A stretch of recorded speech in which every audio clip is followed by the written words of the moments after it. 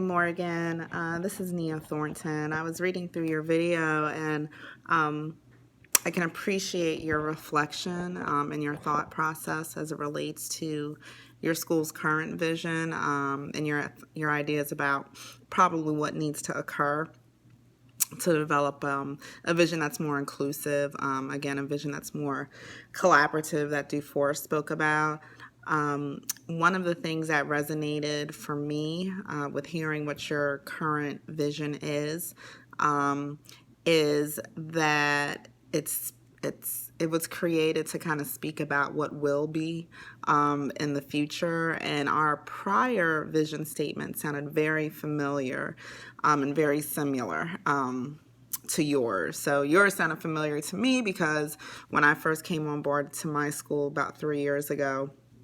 ours was similar. So rather than the vision statement being kind of the current state of affairs at the school, it spoke about what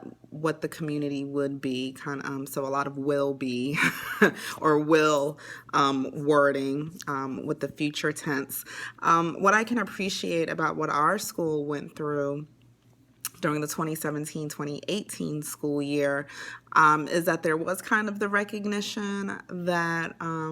our vision was lengthy and that it was going to be important to speak into existence a vision that really spoke about all the stakeholders. So our vision statement reads, "Together, Central Gwinnett High School and the Lawrenceville community are united in inspiring all students to develop the academic knowledge, skills, and character required to become engaged, productive, and responsible global citizens." This vision statement took some time, and as I mentioned in my initial post, I can appreciate how inclusive and how deliberate of a process that this was, that my principal, who was newly appointed, undertook. He was very deliberate and kind of methodical, really, in terms of the time he took to kind of oversee the creation of the vision statement. As I stated in my initial post, it was an inclusive process that included external stakeholders, some folks from the community, folks from our community council, and again, student leaders as well, in addition to faculty and teacher leaders. So I can appreciate the inclusive nature of it. In terms of kind of what additionally resonates with me in terms of the process. One of the evidence, I think what we can all agree on, and that in terms of best practice, it really is what DuFour spoke about in terms of collaboration, so coming together as community so that there is ownership by all stakeholders involved, so that if there's that kind of that shared ownership, those shared commitments, those shared collective agreements, that bodes well for engaging through all processes of school operations, improvement, and development. In terms of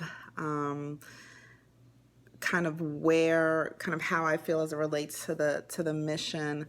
of your school, I do think that a lot of our schools are very similar in terms of what we've done in the past. But one of the things I've noticed even through this coursework is that we really are utilizing evidence-based practice to tweak our former practices, and I do feel that vision and mission statement and the processes related to those, the way that they're changing